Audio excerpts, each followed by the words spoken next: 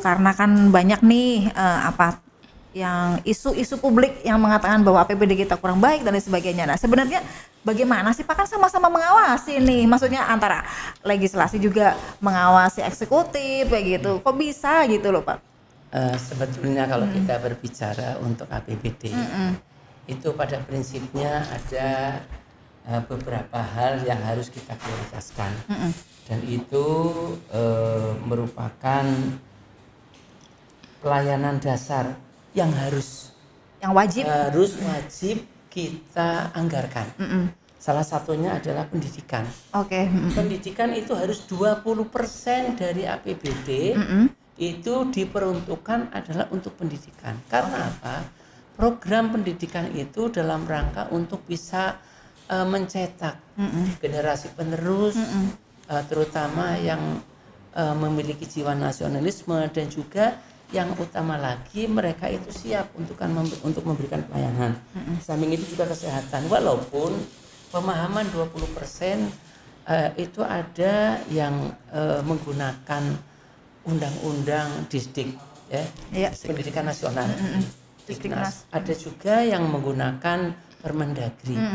Kalau kami sih mengharapkan, dan maaf di dalam pembahasan pendidikan itu selalu kami itu di garda paling depan.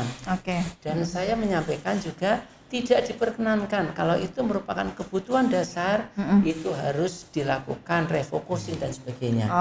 Samping itu juga ada kesehatan, dan juga sarana prasarana perumahan rakyat, serta ketentraman dan juga kegiatan sosial.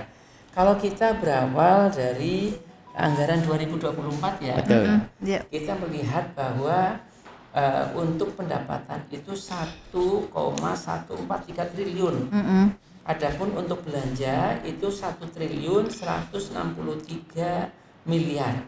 Dan itu di dalamnya memang ada silva 20. Namun selalu kami menyampaikan, dalam kita itu membuat APBD, kita harus berbasis kepada pendapatan. Kita mau belanja apa, tapi kita harus tahu uang yang kita miliki. Berapa sebenarnya uangnya, berapa dulu nih? Betul.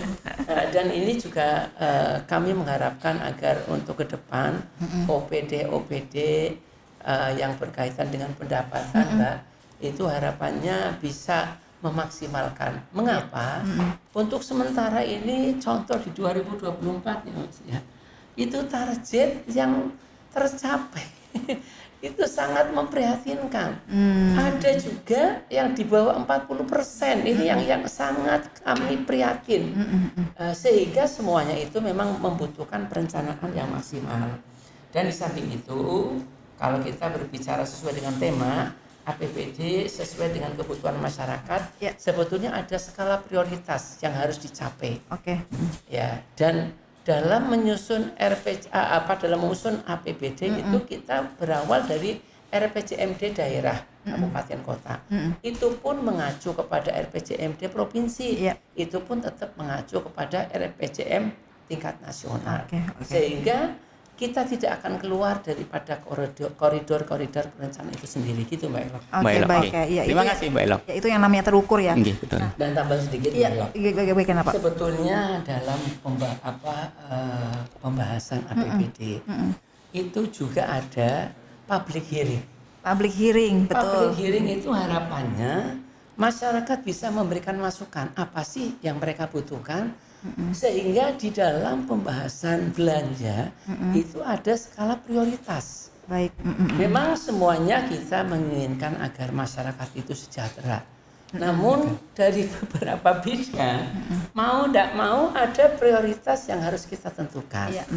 Oleh karena itu, harapan kami agar dalam pembahasan APBD itu sendiri betul-betul sebagaimana tema yang kita angkat sesuai dengan kebutuhan masyarakat. Kan pemangku anggaran Pak Habib kan punya 3 fungsi nih, fungsi anggaran, fungsi legislasi, dan juga fungsi pengawasan.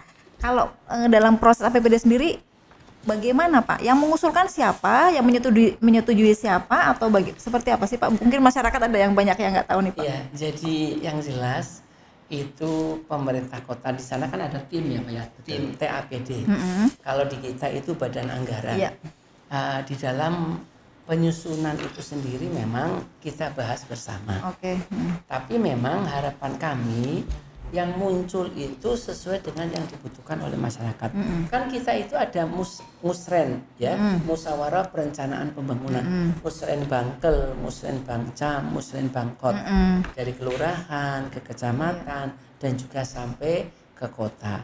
Namun itu semuanya ada reses juga Pak yang menyerap aspirasi. Betul, reses itu pun juga sebetulnya yang dilakukan itu dalam rangka yang muncul di APBD 2 itu betul-betul yang diharapkan oleh masyarakat dan kita melihat sesuai dengan kemampuan keuangan daerah. Kembali lagi betul. Iya. Kalau untuk prosesnya monggo nanti beliau dari Kapolda bisa menambahkan. Ini bagaimanakah dalam pengawasannya Pak? Iya betul. Makanya pengawasan yang dilaksanakan oleh DPRD itu kan harapan kami sebetulnya ada evaluasi per triwulan ya. Iya betul. Evaluasi per triwulan itu nanti masing-masing komisi bahkan dari badan anggaran itu akan memanggil TAPD dan TAPD itu pun juga mendapatkan masukan dari OPD. Jadi gini, APBD yang sudah kita tetapkan. Setelah 3 bulan itu sebetulnya bisa dievaluasi. Iya. Jadi target baik itu untuk pengadaan, termasuk juga pembuatan kontrak dan pendapatan. Lah, contohnya yang tadi saya sampaikan, memang tidak semuanya, tidak semua OPD yang ngurusi pendapatan itu masih di bawah target jauh sekali.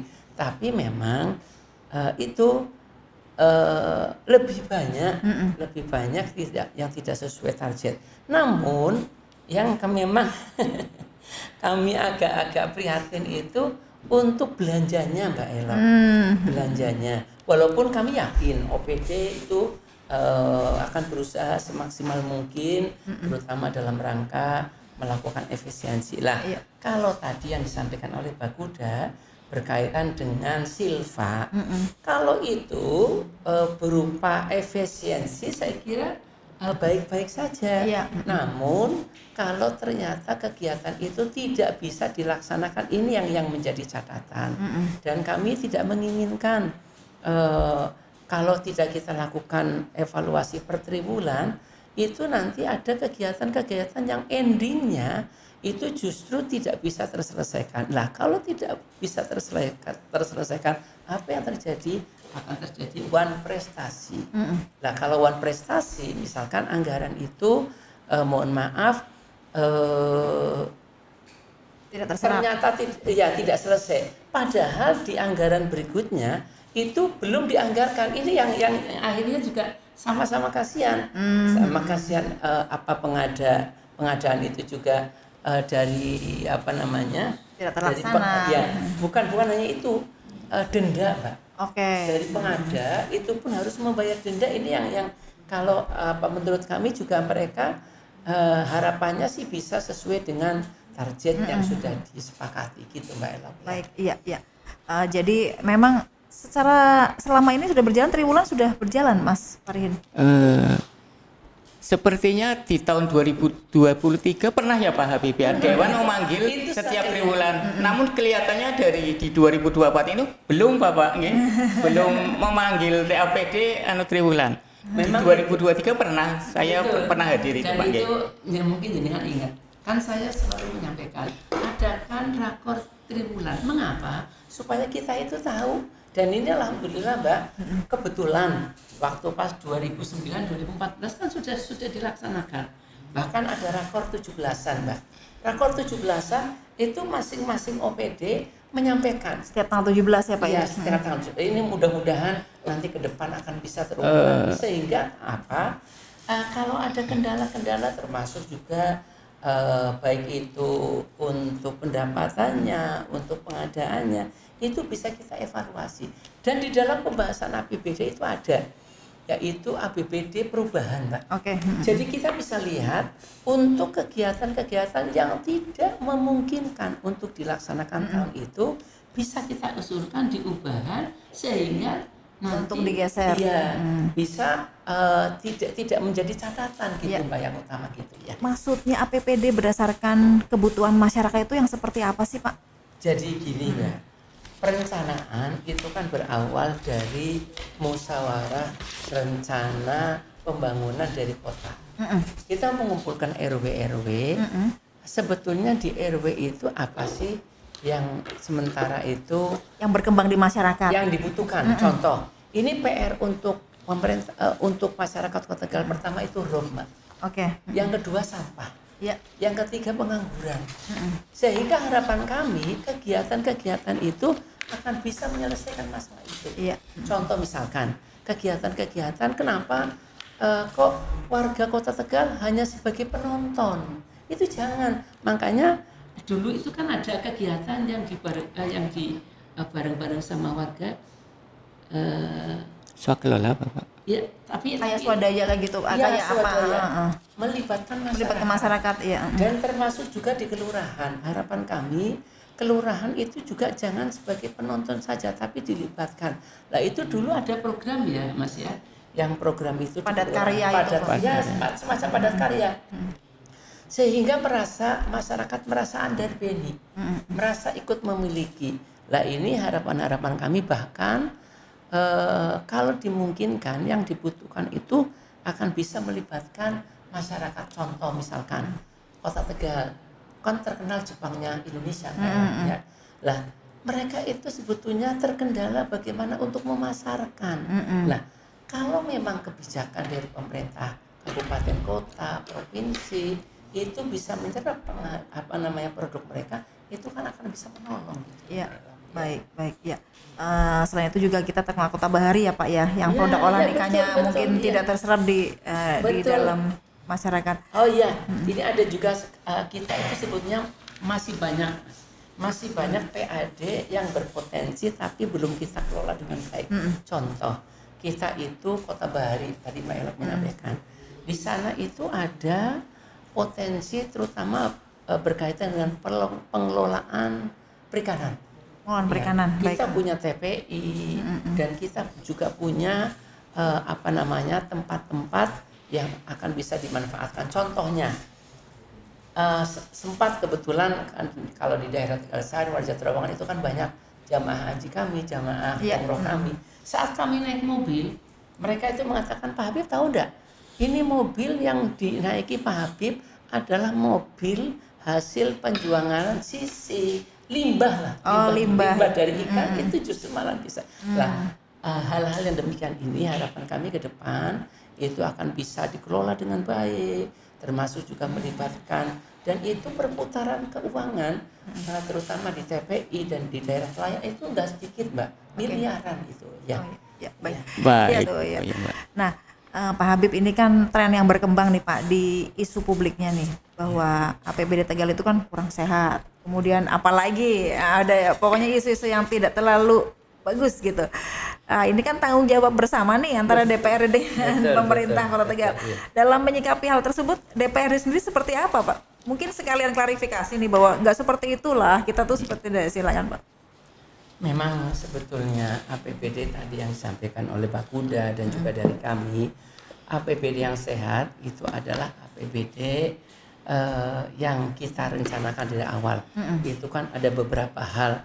Yang jelas pertama itu planning, perencanaan, sehingga sebuah kegiatan itu kalau diawali dengan perencanaan yang matang akan bisa memperoleh hasil yang baik. Adapun untuk beberapa tadi yang merupakan pelayanan dasar, itu pun kita tidak bisa lepas begitu saja. Seperti yang tadi disampaikan ada 6 ya Mas Farihin ya. Pendidikan, kesehatan, pekerjaan umum, dan penataan ruang serta perumahan rakyat.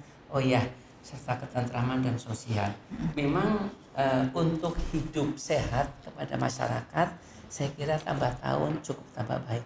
Iya, salah satu contoh tersedianya tempat untuk baik toilet misalnya. Iya. Sekarang sudah sangat jarang kita lihat orang-orang yang pagi hari ke di helikopter itu berarti menggambarkan juga pola hidup kita itu sudah semakin membaik. Membaik.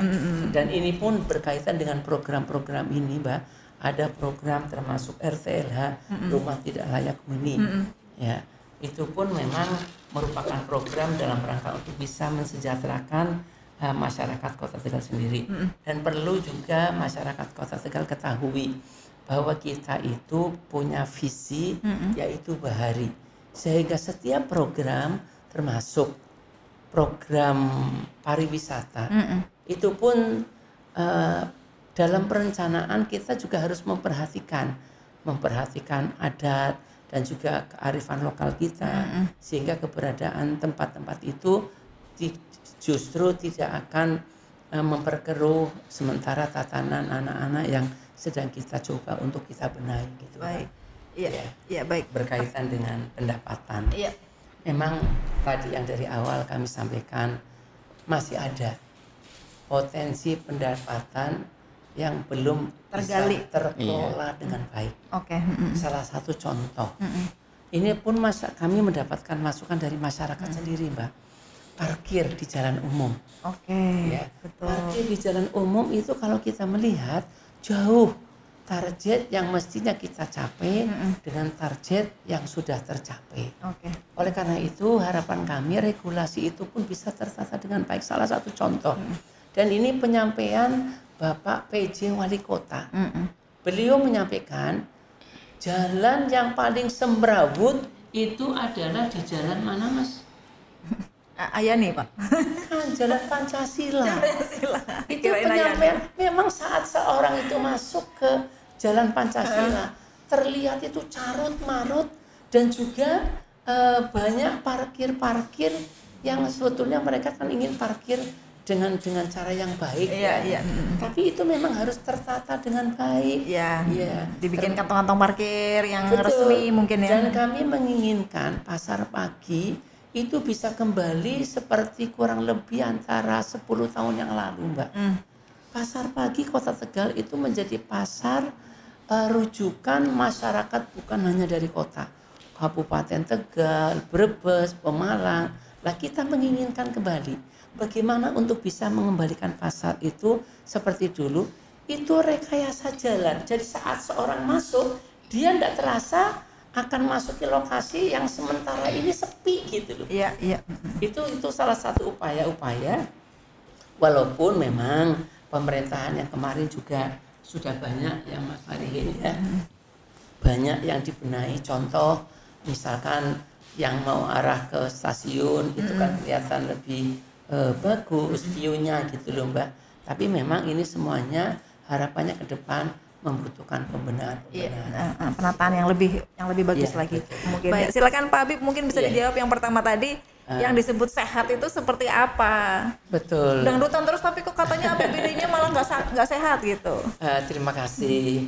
Memang harapannya. Apa kita dangdutan terus? Apapun sebuah kegiatan termasuk APBD membutuhkan perencanaan yang matang. Baik. Sehingga tadi kami menyampaikan bahwa untuk sementara itu sebetulnya kalau ada kegiatan-kegiatan, event-event yang justru dikunjungi dari luar kota itu sebetulnya kan bagus. Iya. Namun hanya saja penempatannya yang kemungkinan masih kurang pas lah. Memang betul kami juga mohon maaf kepada masyarakat Kota Tegal, barangkali kami anggota DPRD belum bisa melaksanakan tugas dengan baik, terutama dalam rangka untuk pembahasan APBD. Sebetulnya kalau kita lihat termasuk juga tadi disampaikan parkir dan sebagainya, itu bisa kok. Dan itu potensi pendapatan yang cukup besar. Tapi memang harus diawali dari will. Will itu harus sesuai dengan apa yang dibutuhkan oleh masyarakat. Oleh karena itu kalau kita lihat adanya daerah-daerah tertentu yang mungkin sudah lebih maju, namun perlu pembenahan, termasuk juga kami selalu menyampaikan dalam pembahasan, kenapa sih kok misalkan kita punya contohnya di PAI ataupun mungkin di Pulau Kodong dan juga di sekelilingnya, kita menginginkan seperti dulu dalam rangka untuk memberdayakan anak-anak muda. Jadi di situ kita buatkan tempat untuk anak-anak itu melakukan aktivitas kreasi, ekspresinya juga dengan baik, sehingga yang pada suka sikap musik mereka bisa memanfaatkan tempat-tempat itu dan mereka akan merasa senang kalau hasil dari yang mereka rintis itu akan berhasil. Dan di samping itu kami mohon maaf sekali lagi barangkali masih banyak kekurangan, tapi percayalah jelas ke depan kita tidak menginginkan kembali hal-hal yang tidak diinginkan oleh masyarakat. Dan ini perlu kami sampaikan kepada masyarakat bahwa tadi yang disampaikan perencanaan selama 20 tahun yang di dalamnya adalah RPJMD 5 tahun itu ke depan bukan APBD-nya kepala daerah. Ini perlu dipahami, siapapun kepala daerahnya. Jadi APBD yang akan disusun adalah APBD Kota Tegal, pemerintah Kota Tegal yang menyerap aspirasi dari masyarakat Kota Tegal. Baik. Dan ini berkaitan dengan yang kedua tadi Mbak, berkaitan dengan parkir. Ini kita sebetulnya sudah lama kita menginginkan Mbak, parkir dan termasuk juga untuk tempat-tempat khusus, tapi belum bisa terrealisasi. Dan harapannya ini juga kita akan bekerja sama dengan Bank Jateng dan juga kalau mungkin dengan BUMD yang lain, sehingga semuanya akan bisa terlaporkan dengan baik. Iya, dan lebih cepat mungkin ya Pak. Iya, lebih cepat. Salah satu contoh, kami melihat saat kami turun ke pasar Kejambon. Ya. Pasar Kejambon, pasar yang kecil, tapi subhanallah, ternyata mereka itu sudah membayar retribusinya itu justru untuk setengah bulan yang akan datang, seminggu. Jadi itu yang luar biasa sekali, Mbak. Iya. Mudah-mudahan kesadaran seperti itu mungkin ya ditingkatkan. Betul. Iya. Tapi tadi mereka siap membayar dengan catatan mereka mendapatkan fasilitas bagaimana dan kemudahan. Betul ya. Ya, baik. Saya mau nanya sama Mas Farid, Mas, emang event-event dangdutan itu tidak masuk kas daerah atau bagaimana sih, Mas?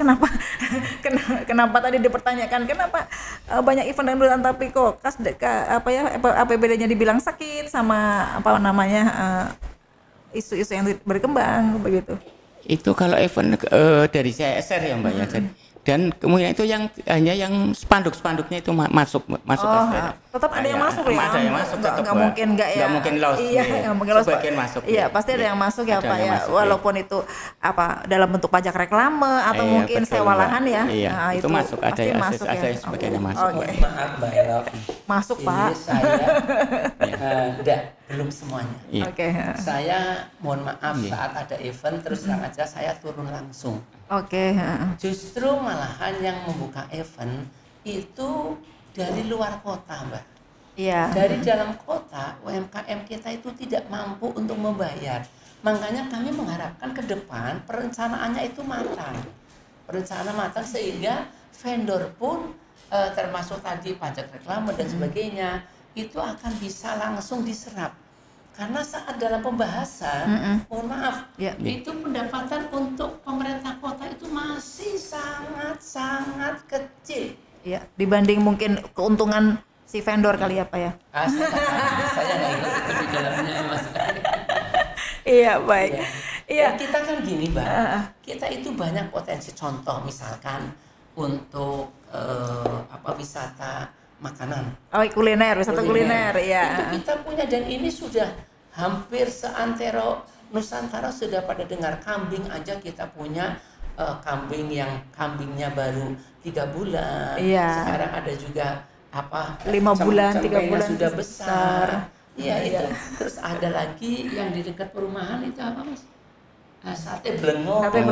Iya. Oh, iya. Sehingga kalau kita kelola dengan baik, saya kira akan menjadi sesuatu yang menarik ya Pak ya untuk layak dijual. Kemarin saat pembahasan Mbak, kita ke depan ingin menciptakan wisata religi. Oke, betul. Paket-paket wisata religi, betul. Makanya kemarin kami sampaikan untuk yang di Jalan Pantura itu saat masuk ke makam Mbah Panggung kita buatkan gapura. sehingga yang lewat, oh ya ternyata di sini juga ada wisata religi. Dan kita sempat waktu itu kalau kita berangkat misalkan dari ini aja udah dari stasiun itu jelas depannya ada orang menyebutnya kantor, sudah kantor kan Birao. Kantor Birao. Ya, ke utara Mbak. Ke utara di situ ada makam Mbah Panggung. Ke utara lagi terus belok ke barat. Di sana ada tempat-tempat yang merupakan tempat heritage seperti apa namanya kantor DPRD, dan kantor pos, Kelenteng. Nah itu nanti kita bawa, dan ada juga mungkin banyak yang belum diketahui oleh masyarakat Kota Tegal. Di daerah Pesengkongan itu nama Jalan Layun, itu ada masjid yang usianya sudah cukup tua, dan itu masjid itu ternyata digunakan oleh saudagar sudah ratusan tahun yang lalu. Oh iya saya tahu Pak, itu Langgar Duwur itu ya Pak. Betul. Nah itu harapan kami makanya kemarin kami sudah menyampaikan, dan ini sekedar barangkali banyak yang belum pada tahu, untuk kita perpustakaan daerah yang ada di Kota Tegal itu memiliki kitab-kitab kuning, sehingga para santri saat libur itu pun boleh silakan berkunjung. Bisa berkunjung. Baik.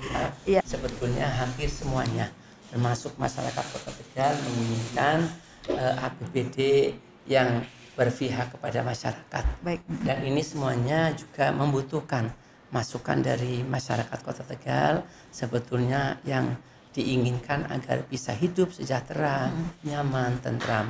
Dan di samping itu juga kami mengharapkan ke depan kegiatan-kegiatan olahraga Mbak. Kegiatan olahraga, kegiatan anak-anak milenial itu pun saya kira harus kita upayakan, karena ternyata Kota Tegal itu memiliki bibit-bibit yang luar biasa. Baik. Dan harapannya juga mudah-mudahan ke depan akan memiliki sarana prasarana untuk keolahragaan. Dan kami mengharapkan ke depan tolong saat kita membahas APBD, kita melihat potensi kemampuan yang ada, dan kami mengharapkan agar PR-PR yang ada di Kota Tegal akan bisa diselesaikan, termasuk tadi yang saya sampaikan, masalah persampahan, masalah rob, masalah ketenaga kerjaan, dan juga untuk masalah-masalah UMKM. Baik. Ini yang merupakan PR yang harus kita laksanakan. Baik.